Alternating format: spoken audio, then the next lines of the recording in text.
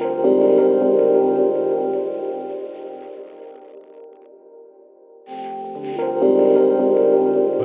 to my old man going on about the bloody hippies. No, we haven't called it bloody hippies, but hippies is kind of a term which kind of loosely covers it. I know there's some people with a poetry term. I personally am quite happy when people level that criticism at me being a bloody hippie. I like that. But so that whole hip movement, the hippie movement of the 1960s into the 70s, which covers so many things, including New Age travellers and the whole travelling question, Stonehenge and all that. That's the kind of title we've managed to come up with badly. And talking about that today, ladies and gentlemen, is a gentleman from Permanent Culture Now, Steve Jones. A big hand for Steve Jones, please. Thank you. Cheers. Thanks for that, John. So I'm Steve from Permanent Culture Now, and the work that me and Mike do is mainly based around providing practical solutions to some of the detritus and some of the crap that neoliberalism's created. And we also sort of provide a lot of knowledge and awareness on the website. So my particular slant on history is that people need to know the radical history to sort of put them in a position where they can look at the contemporary situation and know that we've had sort of hundreds and thousands of years of struggle. So today I want to talk about an era of our radical history that's occurred in fairly recent times, sort of the last 4 decades, and it's linked directly to what is going on with the off-grid movement and the current low impact movement that we're all striving and we're all trying to do our best to be a part of.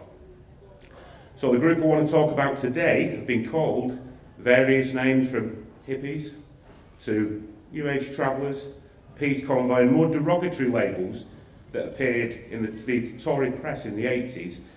Things like soap dodgers, hedge monkeys, benefit scroungers, and a great one that a Tory MP came out with that I quite like was medieval brigands. So that's basically what the talk is. So I want to sort of mention a little bit about the origins, and we're looking at the hippie movement of the 60s, but more a particularly English movement in the early 1970s. And what I mean by an English counterculture is that the American hippie movement was kind of dying off because of Altamont, and because of, in some ways, the American hippie movement was more inspired by the individualism, which sort of contributes to that joke that later on a lot of hippies became Republicans. Whereas our lot over here were more concerned with collectivism than individualism, and our movement sort of remained very much underground from the late 60s into the early 70s. So I want to talk about a few events, sort of important events in this sort of radical history of travellers. So in 1970, there was a small festival called Fun City, and it was organised by luminaries of the freak scene in London, such as the anarchist musician and writer Mick Farren, who had previously been a lead singer in a proto-punk band, The Deviants, in the late 60s. It was also organised by Edward Barker, the famous cartoonist, and the event was backed by the International Times, which was a leading underground newspaper at the time.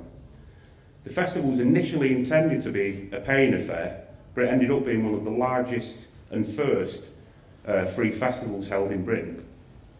And to give it a little bit of a flavour of some of the ideas and the philosophies that sort of inspired Fun City, I'll just read this. The ethos of Fun City was hedonism and the celebration of freedom. The description of the festival here speaks volumes about where they were coming from. There's 20 acres of woodland, partially enclosed in polythene to provide cover for sleeping, and this will be available for copulation, bopping, or whatever else you want to do in the woods. And the slogan for the festival was, "Get your end away at Fun City." So then, sort of a later sort of development, and a little bit more serious and a little bit more philosophical, away from the hedonism. And I want to talk a little bit about a chap called Bill Ooby Dwyer and the Windsor Free Festival.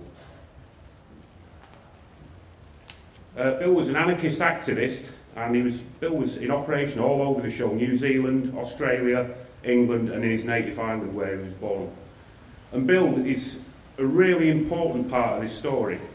He was a principal originator and organiser of the Windsor Free. And Bill had previously been to the Isle of Wight Festival, where he took part in the tearing down of the fences that existed between the Pay Festival and the Free Festival, which had gathered outside because people simply couldn't afford the inflated over-the-top prices reminds me of Glastonbury.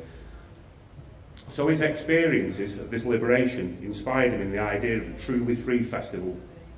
And an acid trip in Windsor Great Park led to the notion of squatting the former common land that had been poached for hunting fields of the monarchy. So he began to organise what had become the people's first free festival. Windsor Free Festival was the forerunner and inspiration for the free festival movement generally, and for Stonehenge, later Glastonbury Festival. However, it didn't end very well, this festival. It was very cheeky, it was run by a lot of anarchists. There was a blithe disregard for authority and royalty, which is a great thing. And following the 1974 festival, people were in prison, hundreds of people were attacked by then riot police. And Ubi Dwyer was imprisoned, along with the notorious Sid Rawle, who was also part of the organising element of the festival. So basically, Windsor Free was an anarchic and cheeky event that was wound up by the authorities due to the fact that the festival organisers were squatting the royal family's land and they wanted to claim it back for the people.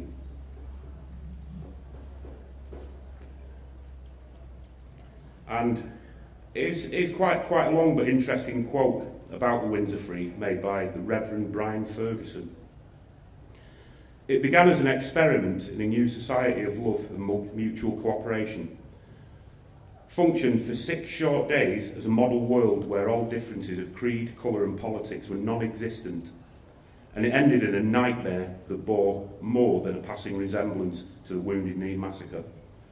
The third Windsor Free Festival was not a pop festival, but a gathering of thousands of people, young and old, to experience for 9 days the realisation of living what had been termed the alternative society.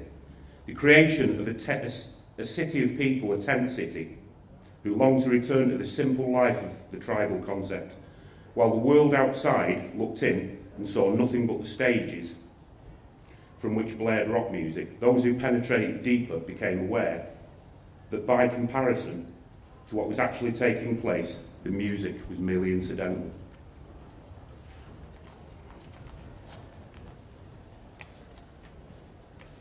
Another figure, quite notorious, but I think it sort of needs mentioning in the historical context, is Sid Rawle.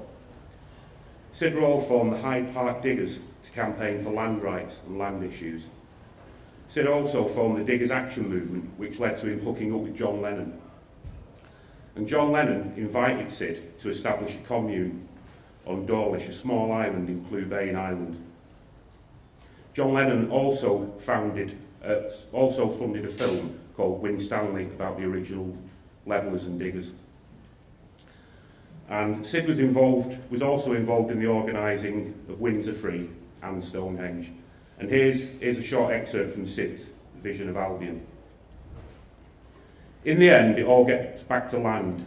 Looking back, I see that a link that runs through my life concerns the right to land and property on it.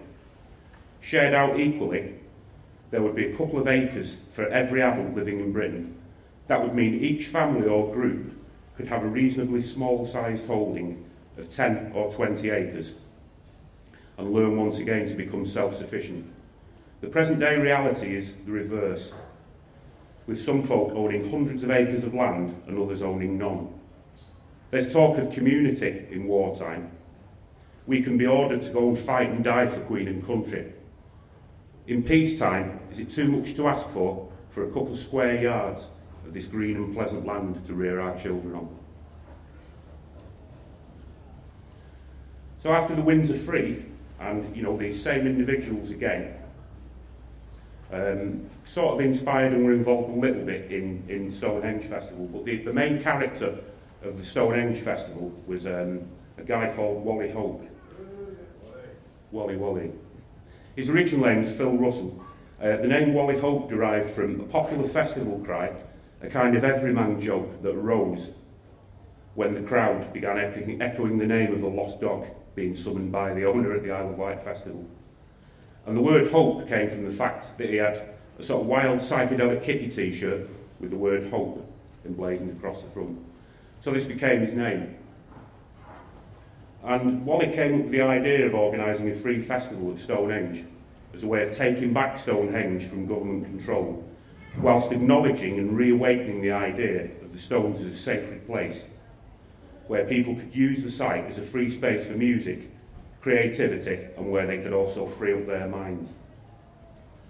And the founder of Crass, the anarchist punk band, Penny Rinbaud, thought that Wally was absolutely insane and thought it was an absurd idea, but he went along with him and helped him organise the first free festival, which took place in 1974. This festival, sort of within traveller and sort of New Age travel culture, is a major sort of focal point because it became a very, very large festival over a period of a decade.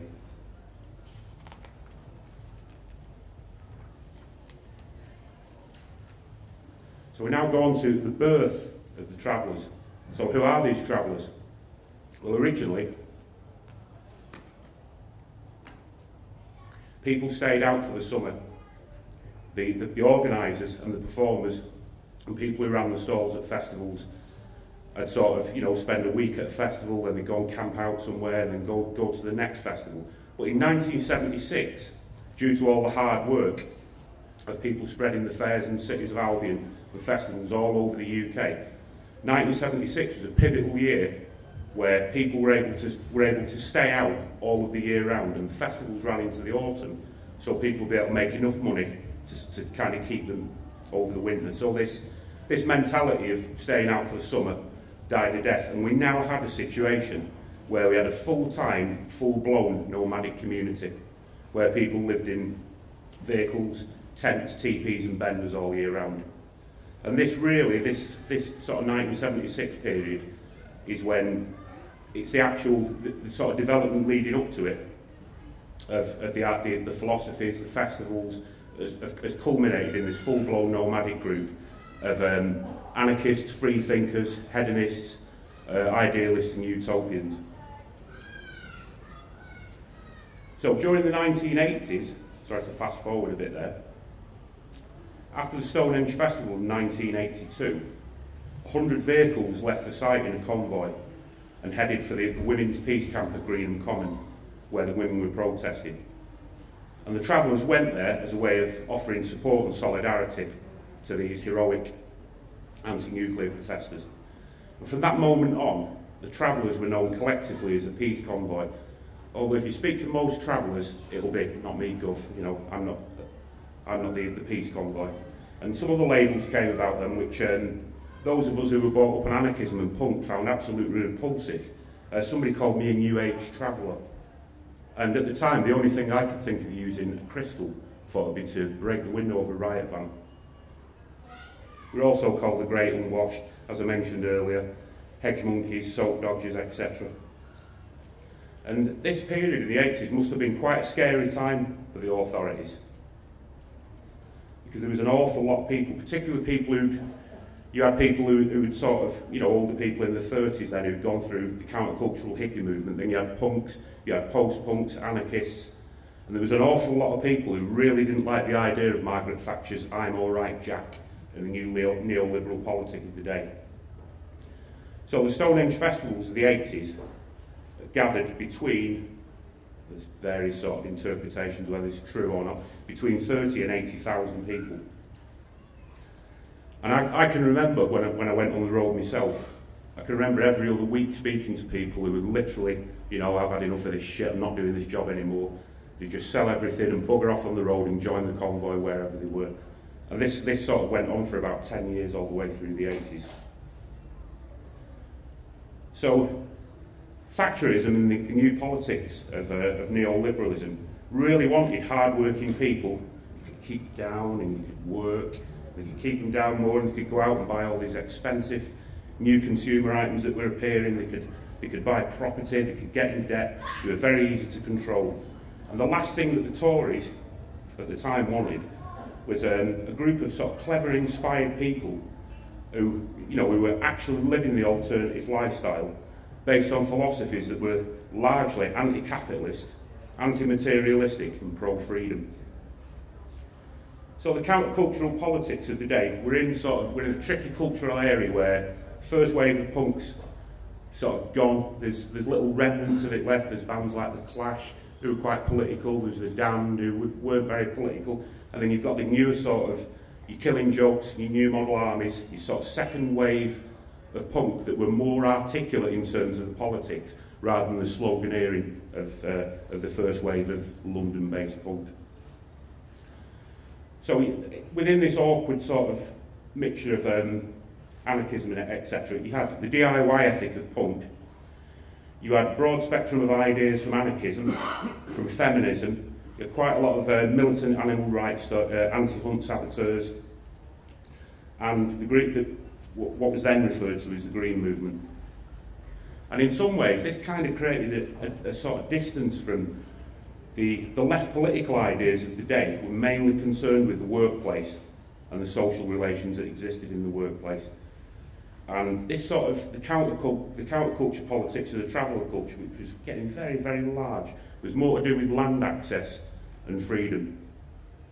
So yet again, we're going back in history, we're going back here to the times of Winstanley and the Levellers and Diggers, and we've brought this back into the present age, and we have this rather large community of anarchists and free thinkers who basically, they want some land to stay on where they can rear families and grow food.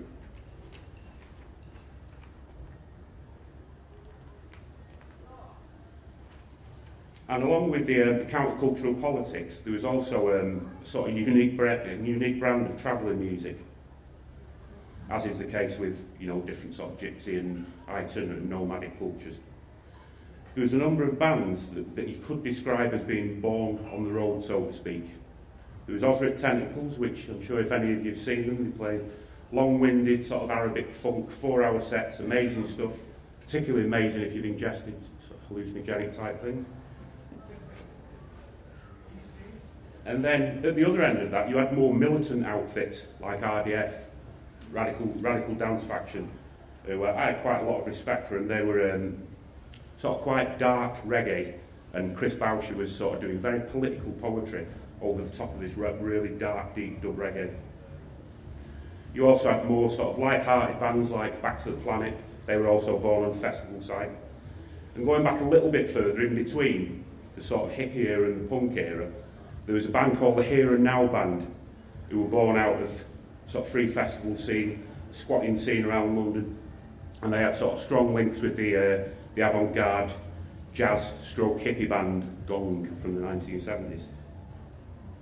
And then rather interestingly, you had sort of very old psychedelic bands like Hawkwind and the Pink Fairies, and they were known for playing at dozens of festivals. They'd literally turn up, plug the generator in, and like Osric Tentacles, would play for 4 or 5 hours. And Hawkwind also supported the Travellers' Aid Trust with Dave Brock making fairly regular donations in the 90s.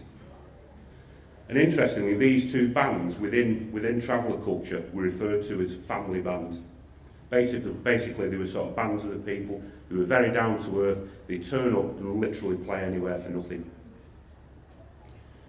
So my own experience of travelling, well, I left school in 1981, lucky for me, 2 years after Thatcher was elected. I was a very bored and disillusioned urban punk rocker. I did various low-paid dead-end jobs for a few years, and I decided that enough was enough. You know, it was just absolutely soul-destroying. Working in food shops in Manchester, working in shitty warehouses and being paid £2.50 an hour. And I'd spoke to some friends who, at the time, they had a little bit more bravery than I did. They were going down Stonehenge. And I went to work Monday morning, you know, feeling absolutely bored and pissed off again with another day of shitty drudgery. And this thing kept niggling at my mind saying, why don't you walk out at dinner time? Why don't you go and catch up with your mates? So I did. I took my white overall off, I threw it on the floor, put my biker's jacket on, walked out and I met my mates. And we split up into groups of 2 and we hitchhiked down Stonehenge. And I'd heard a little bit from sort of on the grapevine about what it was like, but nothing compared to when I got there. The first thing I noticed was the huge, humongous size of Stonehenge, and then this just massive group of people with clouds of smoke sort of 10 or 15 feet hovering above the groups of people. And once we got on the site, past the upturned police car that's been burnt out with no pigs allowed written on the window, it was like a feeling of, you've been away for ages and ages and you come home and you sit down. And I was like, thank fuck for that. I can be human again. And it was a really, really amazing feeling. And I'm not very esoterical, so I wasn't getting particularly hippie or anything. It was just, wow. And the big mistake that we made that year, like everybody of sort of 18 and 19, we ingested huge amounts of LSD. And we stayed up all night and we watched drummers drumming around the stones, and we saw blue spirals around the stones, obviously when the acid was reaching a certain peak. And the big mistake we made, this a young woman came up to us with these really, really long dreadlocks, very, very lively. Very, very lively and inspiring. She said, why the fuck are you going back to Manchester? I said, there's nothing there. Why don't you join the convoy? Why don't you stay with us and travel the roads of Albion? Of course, being the naive young buffoons we were, we didn't take her advice. And we hitched back to Manchester. And it was one of those things when everything's going wrong. You kind of knew when you left the site that, the first lift that we got,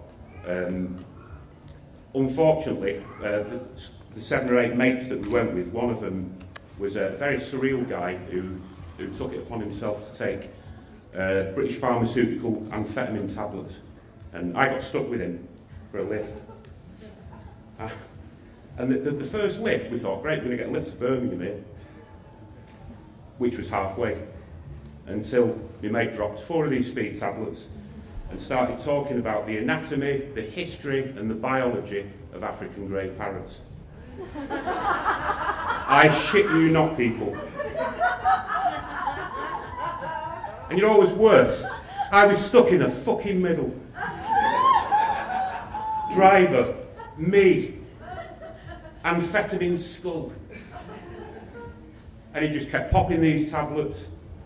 And every possible bit of knowledge that could be gleaned about African grey parrots, this guy managed to find all of it from somewhere in his bizarre and adult mind. But it was enough for the driver. The driver stopped and he said, I'm sorry, you're really doing me fucking head in. And I really, really felt for that guy. He said, I'm sorry chaps, you're going to have to get out. And basically, because of this absolute and utter lunatic, who still is a lunatic apparently, with his tiny little Lou Reed t-shirt on and his cowboy boots tucked into his skinny jeans. It took 2 days to do a hitch that should have took a couple of hours. So everything went wrong. We all got back to Manchester. We got in debt. A couple of the lads got in trouble with drug dealers through getting endless layons of hashish and marijuana, etc., and tabs of LSD. We got in loads of trouble. I ended up homeless a couple of times, did a bit of sofa surfing.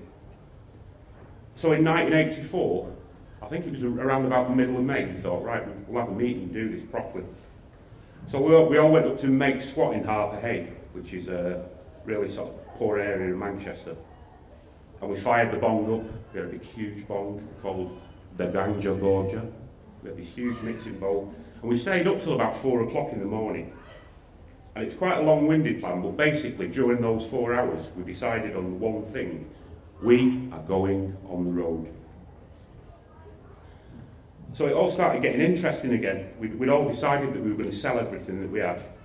The only thing I didn't sell, on which I lied to my mates about, kept it under the bed at my mum and dad's, was my bass guitar, but sold absolutely everything else, including 7 or 8 years of punk vinyl, going back to copies of Nevermind the Bollocks with the free single in it, the Clash album, all the stuff that you really cherish when you're 14 and 15, the whole lot went. So we went to the Stonehenge 84 festival. Yet again, the same thing. As soon as you got on the site, it was like this pair of cosmic slippers going on your feet, and somebody sort of dusting you off and going, "Oh, welcome home, lad." And we got to meet some people towards the end who were going to Hay Bluff in Hay-on-Wye. So we decided that we'd leave with them. They were quite a peaceful lot. And there was a guy called Mark the mechanic, who was he was a sort of renowned, qualified mechanic on the site. So we left, probably about a dozen or so vehicles.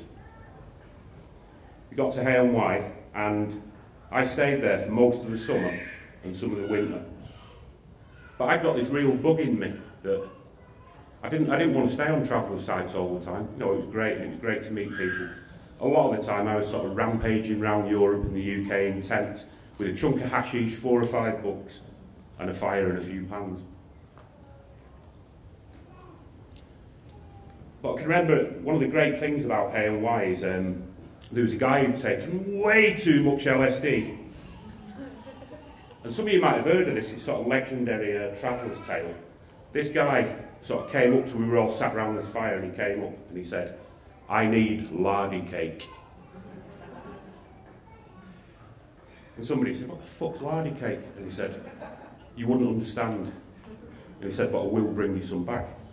Apparently this guy had about 15 tabs of acid and travelled through every possible dimension a couple of nights earlier. And he'd hit the ground hard and decided that he needed a bit of home. So this guy buggered off back to, I'm not sure, Hinckliffe for lardy cake maybe, somewhere like that. And just before he went, he said, "By the way, big fella, you can have me bender," which was great because I was living in a crappy old tent that picked up at Stonehenge. And a bender, for anybody who's never seen one, a little bit like yurts, but a bit more makeshift. Hazel twigs, an arch, tarpaulin thrown over it, a little sort of doorway thing that comes out like an igloo, and a wood burner inside. And I lived very, very simply in that little bender. I had a wood burner that was made out of vegetable oil containers that leaked smoke like nobody's business. And I'm sure it added about 20 years onto me internal physical age. I had a car radio cassette wired up to a 12-volt battery. And I had 3 or 4 books. I had a book by Michael Bakunin, one of the famous aristocratic Russian anarchists. I had Alfred Watkins' Old Straight Track, and a rather dubious Aleister Crowley book that I don't remember the name of. So we all sort of settled, you know, me and my group of friends who went originally, and it was so easy coming from punk to be anti-materials. We were already anti-capitalist.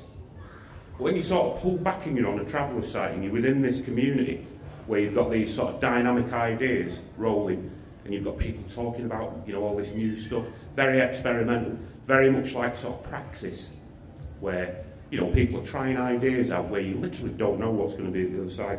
Very exciting times. And the anti-materialist bit, for me, was, you know, really easy. And I had quite an amusing argument when I went back to Manchester one time with a Marxist robot, is the best way I can describe him, really. And he was trying to tell me that because I was working class, that I shouldn't be anti-materialist. What a load of rubbish, you know. Because the fact that I was born in a tower block in Salford, you know, does that mean that, you know, I should spend all my life collecting material possessions until they all mount up and I eventually die and somebody else takes them? Bullshit. Interesting argument all the same. So for me, I'm only going to waffle a little bit more about my stuff. For me, the travelling thing, really, I didn't get on great with my family that well, really, so it was a little bit of a family substitute. And because the area where I grew up in Salford, I mean, I witnessed, you know, people leaving the front doors open, people knocking on the door and, "Can I have a bit of milk?" and, you know, "Can you spare a bit of sugar for a brew?" Mum sat out on the doorstep smoking fags, and, you know, I witnessed all that. And then all of a sudden it went to these fucking horrible stone cladding on the houses, people buying 20-year-old Jaguars and Rolls Royces. So tedious, but so sad as well. So, you know, this sort of new family and this sense of community that I found with the Travellers really, really resonated with me and stuck with me. And I also, you know, and I like the idea of freedom. I mean, I've always tried to work hard in whatever I do. But, you know, my version of work compared to the stuff that was called work that I was doing before, it was, you know, basically it was great to be free from the drudgery of selling bread rolls and mopping floors and cleaning people's shit out of toilets. What a relief. So it was the freedom from being a wage slave And a couple of years into the travelling thing, you know, call me naive or whatever, I didn't know about the diggers and the levellers then. You know, I was an angry young punk. But I had this idea that one day that the travelling community would develop and that we'd have these sort of cities of light, if you like, all over the UK, where self-sufficient communities would develop. Fat chance. So we had a very, very scared Conservative government who kicked the shit out of the miners and the print workers and anybody else who didn't agree with their neoliberal agenda. And I think they were genuinely scared of the convoy. Some research estimates that there was around 30,000 people living on the road during the 80s and 90s. Some say more. One estimate I read was 120,000. So we could say probably about 60 or 70,000 people living on the road. Young people who didn't like the police, who didn't like the government, and who would always, always show the middle finger to authority. Very, very scary for a load of public school parasites. So the opposition to travellers really began from what I saw when I went to Stonehenge in 1983. I noticed that it's a very affluent area, Amesbury, but all the people in the houses left bowls of water out with cups, glasses of cordial, and I thought, what a beautiful gesture. 1984, there was none of that at all. Nothing. You know, and going back to 1983, people, villagers would let on to you, they might be very, very sort of upper class or whatever, but they'd say hello and all that, and you enjoying the festival, blah, blah. All that went. And that's when you started seeing in the tabloid press stories of travellers being dole scroungers, drug addicts, work shy, violent, and a menace to society. All of which is absolute and utter crap. And I think if you look at some of the work that the media and the government did together, there was one particular settle that I really think sort of escalated the travellers into the devil's domain. And this occurred when I wasn't at this particular site. There was a site somewhere on the outskirts of London. All of a sudden, some vans from the DHSS rolled up on site. And some of my mates were like, what the fuck are they doing here? We all signed on last week. So anyway, these vans turned up. And there was about half a dozen other vehicles behind these vans, sort of nondescript, you know, sort of people's personal cars. So the DSS opened these vans up, and they set tables up, very much like this. So you had DSS staff there, and the travellers who hadn't received the gyro queued up at the front. All of a sudden, these nondescript cars at the back, the doors burst open, Daily Mirror, Sun and Daily Mail press photographers jumped out, snapped the whole thing. Next day, all over the front pages, dirty dole scroungers. What a fucking settle.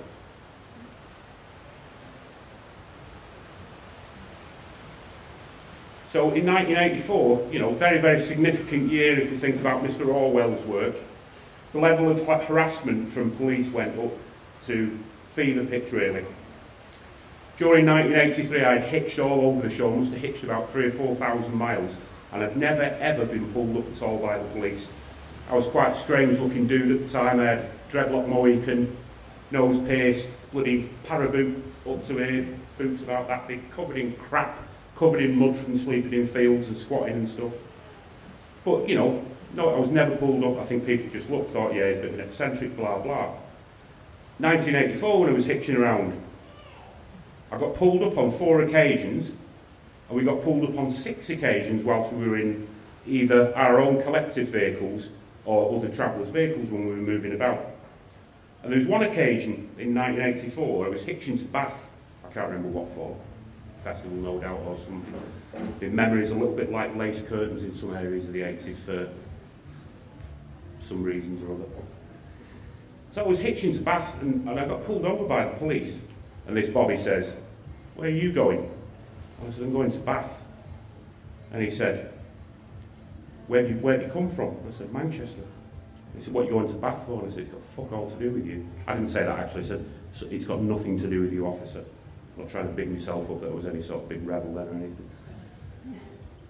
And the minute that I said to him, well, it's got nothing to do with you why I'm going to Bath, he said, well, if you're on hitch back to Manchester, the motorway is that away. And I did lose my rag a little bit, and I said, are you deaf? You know, I said, I'm going to Bath, and he said, well, no, you're not. We don't want people like you in Bath. So I started walking on, and I felt a tug on the back of my collar, dragged over, and it was get in our car now, and we will give you a lift to the service station where you can go back to Manchester. And I shit it a little bit. I thought, well, all right, I'm a big bloke, but these coppers are out to the fucking teeth. They've got the power of the law behind them. I better go along with it. So I got in this police car, give me a lift to whatever services that are within 20 odd miles of Bath. And as soon as they fucked off, I crossed over the bridge and started making my way towards Bath again. And there was more of this sort of stuff in 1984. I can remember we'd been sort of pursued out of Avon, I think, by the police, and we ended up squatting on none other than land owned by Tesco. Dirty fucking scum. So we were squatting on this land. We had a bit of a party in the night, and it was a very, very warm summer from what I can remember. And we woke up in the morning by police officers who stuffed pieces of A4 sheets into our sleeping bags and stuck them on windows and inside benders, etc. And then all of a sudden, I heard this woman laughing riotously. And I looked up, and there was a woman there with this sheet of paper jumping up and down going, this is fucking bullshit. So I got up, rolled the fag, and I went over and I said, well, what is it? So tell me about this sheet. Why is it bullshit? This woman was in the final year of a PhD in law. And this notice to leave, she said, isn't worth the paper it's written on. It's absolute and utter fucking bullshit. And the bobbies turned up later on to try and evict us. So this woman goes over and says, you know, this is crap. And the police officer, you know, what are you talking about? And he said, well, she said, it's completely and utter rubbish. This is a concoction of 2 or 3 400-year-old bylaws that have been thrown together. It isn't signed. It's on a crappy photocopy. I mean, the bloody print was like that, for God's sake. And the police were, no, it's a legal document, blah, blah. And this woman challenged the copper and said, well, I'll tell you what. Said, how's about we go into town to see to see the first solicitors that we come across in town, and we'll get the solicitors to clarify how legal this document is. Copper shook his head, got in his car and fucked off.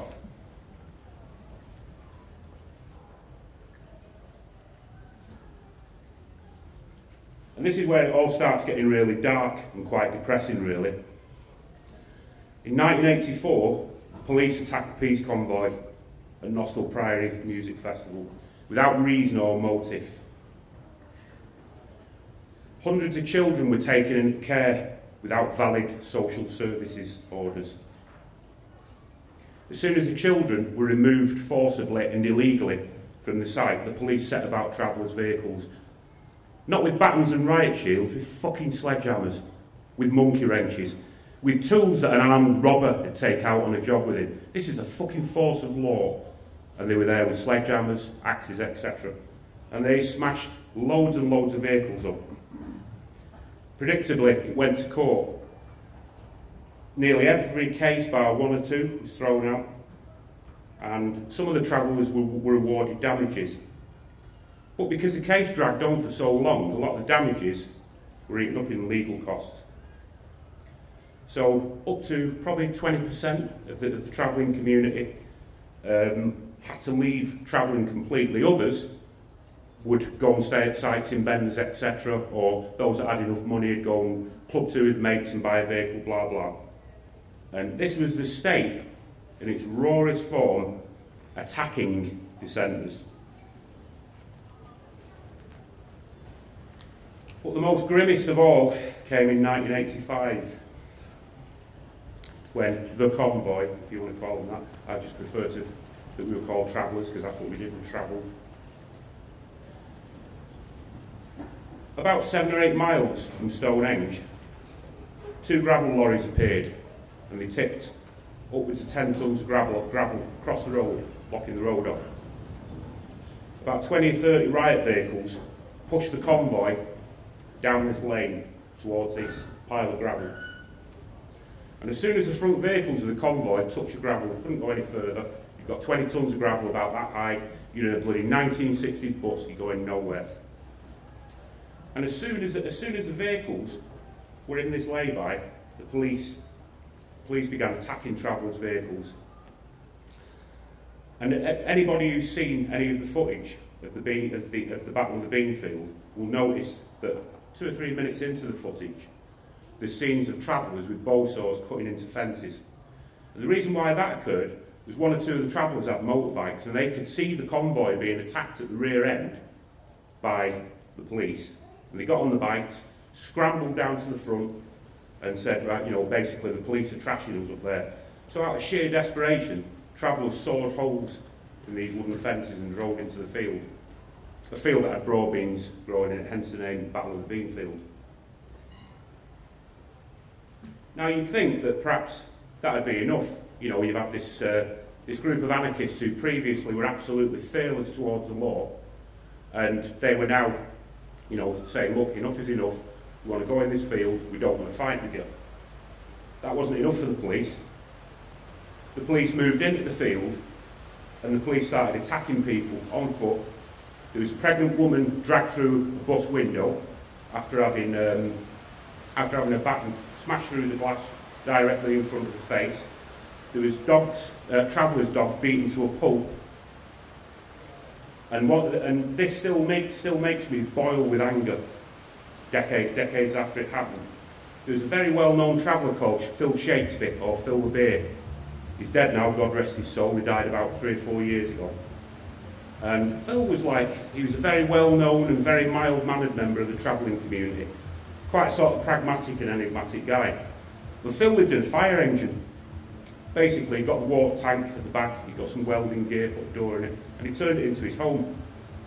And the police had known about Phil for years, they hated him. And the one thing the police could never ever understand was that there was never ever any leaders in the convoy. But names that they became aware of would, in the police's mind, be perceived as leaders. So the old Bill didn't like Phil Shakespeare. And when they got to Phil's fire engine, the first thing they did, instead of saying, "Sir, could you leave your vehicle?" they smashed all his windows while he was sat inside. Yet again with batons. And then they dragged Phil from his vehicle, and they dragged him about 200-300 yards, and they were hitting him with the truncheons as they were dragging him, and you fucking scumbag, you dirty fucking hippie and all that. And then, all of a sudden, Phil could hear the police laughing, and he was like, what's so funny? And they picked Phil up, about 6 police, and they dragged him, and they turned him round, and the police had fucking set fire to his fire engine, to his home. And they held Phil, and they made him look at his own home burning, whilst they were laughing to themselves. And this is the democracy that we live in. You had the same neoliberalism then that we have now. So the hassle didn't stop. It was okay to sort of smash the convoy up, but because we really treasured the way that we lived, our attitude was, fuck you, we're carrying on. So it didn't really stop people, it kind of slowed people down. So, sort of going into the 90s, you had sort of new surveillance strategies. In 1992, you had Operation Nomad. In 1993, Operation Snapshot. The aim of Operation Snapshot was to collect information about travellers and their vehicles and use it to make their movements more difficult. And there was also increasingly close police liaison with the DSS, the benefit agencies, and then the Southern Intelligence Unit, which I think the Levellers wrote a song about Southern Intelligence Unit. They were another police, government-funded information gathering, basically a police database about travellers, etc. But all this stuff wasn't working. We were still stood there and going, fuck you, we don't want your materialism, we don't want your fucking property, we don't want your shitty 9 to 5 and your wage slavery. We want to live the way that we found, the way that our ancestors lived. We want, we want common land, we want to live a simple way. We're not interested in any of your crap. And they knew this. And in 1993, then Home Secretary Michael Howard drew up the Criminal Justice Act of 1994. And it was described by lawyers and various legal authorities as the most draconian piece of law ever written. There was even some lawyers that likened it to some of the laws that Adolf Hitler passed in Nazi Germany. And Part 5 of the Act was very, very specific and particular in who it attacked. And it attacked hunt saboteurs, political activists, squatters, New Age travellers and ravers. And despite a groundswell of opinion against the CJA in the form of a huge march in London that I went to, followed by a party afterwards at the No M11 at Claremont Road, I think. One or two of you may have been there at the party. There was also a compilation album brought out with bands such as The Shaman, The Orbital, etc.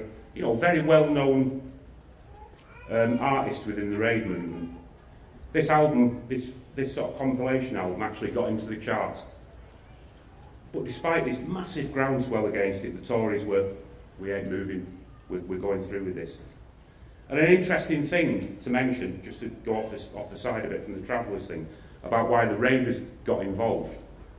Implicit in Part 5 of the Criminal Justice Act, I don't know if any of you are aware that rave music's illegal in the UK, completely and utterly illegal. Music characterised wholly or partially by repetitive beats. So we've got this illegal rave music going on, so we've got all the ravers involved, we've got all the travellers, the squatters and everybody else, but we've got a neoliberal government that really doesn't give a fuck. So they press on with the Criminal Justice Bill and it becomes an act. So I want to talk about a period now, if you want to call it, post-Criminal Justice Act. Some of this is quite sad, a little bit of it's controversial as well, and if anybody wants to pull me if I've mentioned it the wrong way, please do. Because of the absolute hassle, the relentless hassle that the traveller community were going to, hard drugs had seeped into the traveller community, whereas previously in the 80s there was a very, very hard line against heroin and even cocaine up to a certain extent. And heroin use kind of became acceptable in some areas. If you weren't into smack and Class A's and you were a traveller, basically you looked for sites that weren't like that were sort of based on the movement a few years earlier. So you had all this desperation. People were taking smack to blot out the fact that their lives are being snuffed out by a bunch of parasitic suited wankers. And we had another internal problem with the travellers as well, which feel free to pull me about this. The brew crews. What marvellous people the brew crews were. They called themselves anarchists, yet they took it on themselves to go stealing from other travellers, robbing stuff out of people's vendors, attacking people, taxing people, taking bits of hash off people. I got into quite a bit of trouble with the brew crew. While I was performing some poetry at Stonehenge Benefit in Hume in Manchester, I did a poem about the brew crew, called the brew crew, and two of them come up to me afterwards and said, in this very sort of, "If we ever see you on the side, we'll fucking kill you."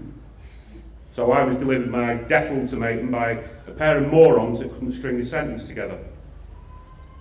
And my one criticism of the travelling movement then is when the brew crew started off, even when they were a much bigger entity, nobody took them on. One or two people did.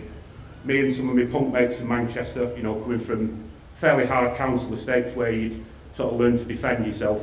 When you're approached by these idiots and they were giving me your money, it'd be "you what dickhead," and they'd just back off, obviously.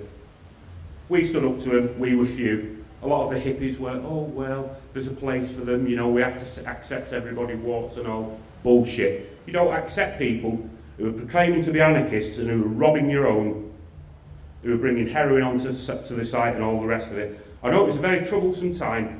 Me and 20 or 30,000 other people never took heroin, never robbed anybody, and never drank special brew 24 hours a day. So that's the dodgy bit out of the way. But there was one particular poignant bit to do with the Criminal Justice Act that it brought tears to my eyes. I was watching this from, I'd gone and seen my mum and dad in Salford in Manchester. And it was 6 o'clock news. And I can't remember who was reading the news, but he said, blah, blah, blah, the new Criminal Justice Act. We've got scenes of New Age travellers leaving Britain. And the footage from the BBC News showing this incredibly long queue of vehicles that you couldn't see the end of, all queuing up at Dover to get out of Britain. Reminiscent of scenes of ethnic cleansing, I'm sure some of you may agree. But it wasn't the end. A lot of these vehicles would go into better situations.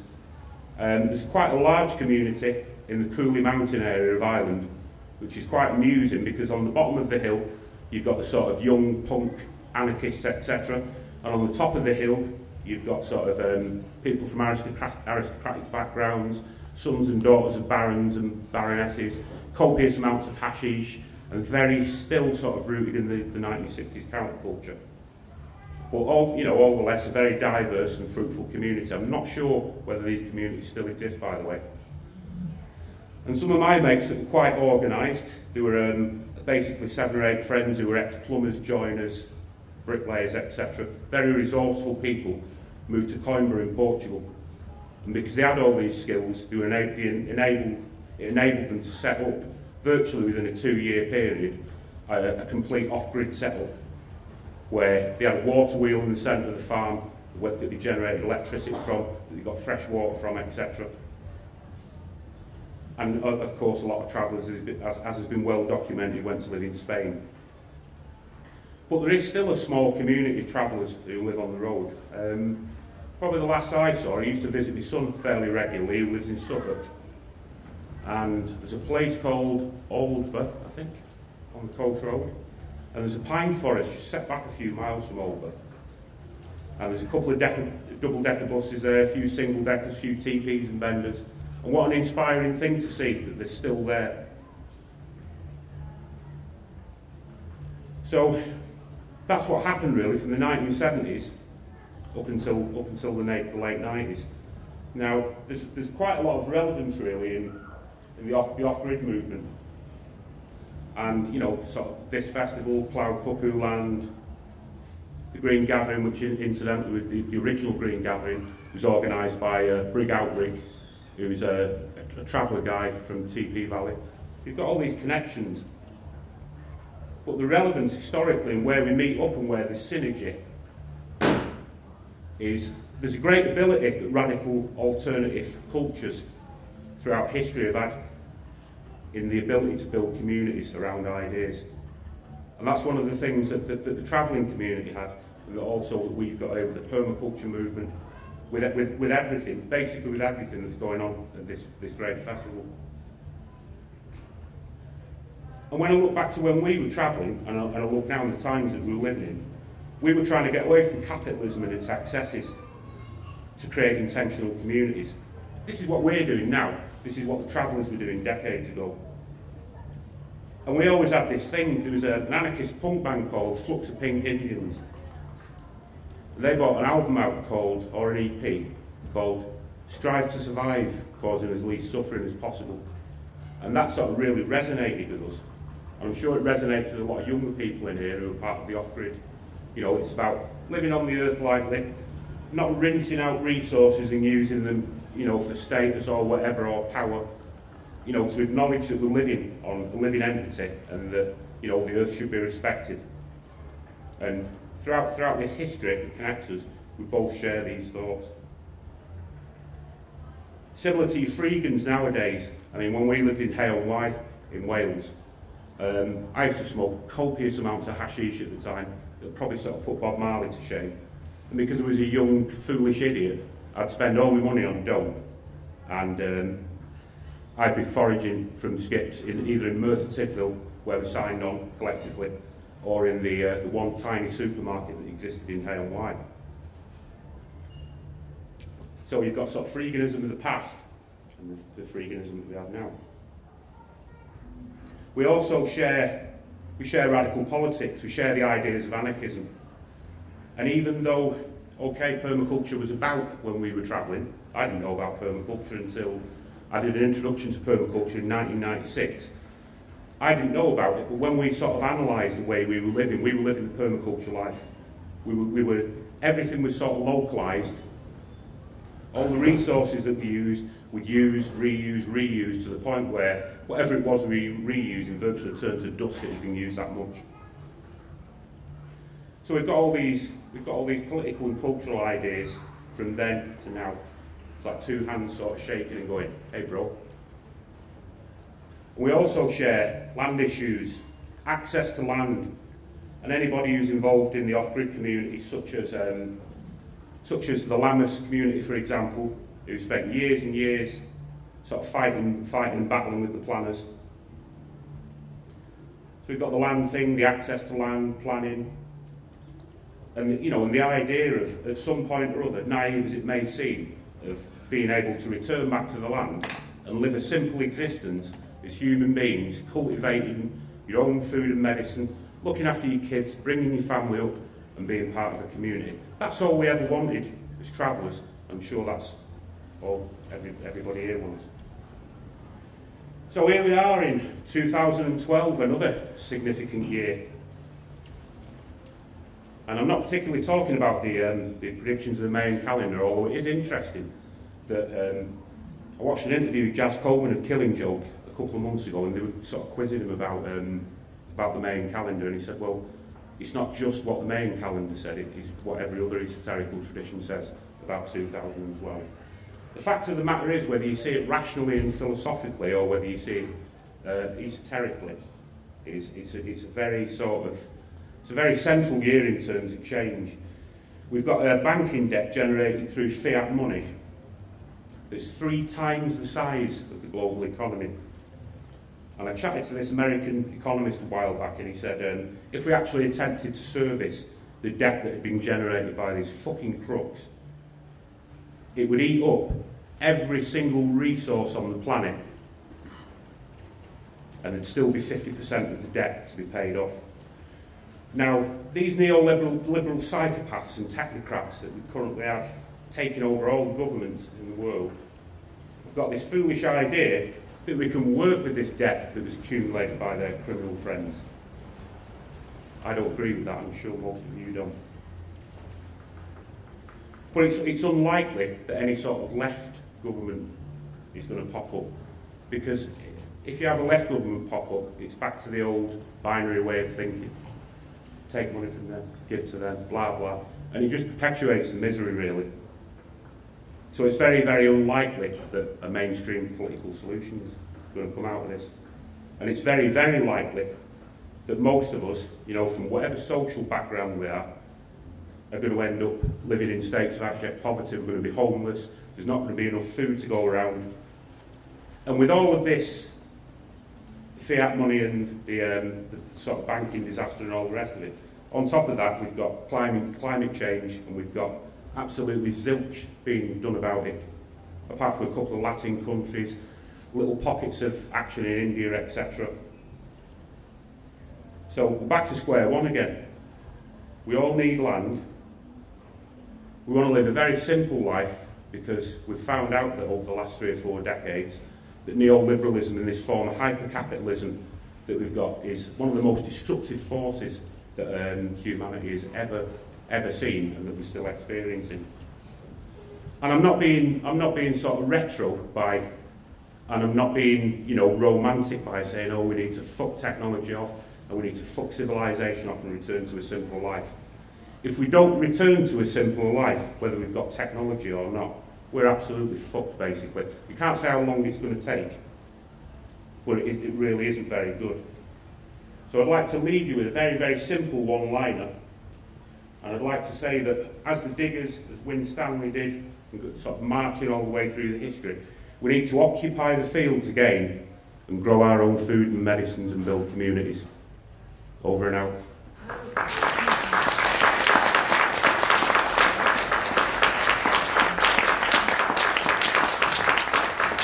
Thank you very much, Steve Jones there from Permanent Culture Now. It's been such a pleasure being here during this Radical History, Radical Now day. It's reminding me an awful lot about why we do what we do here, trying to get off-grid together.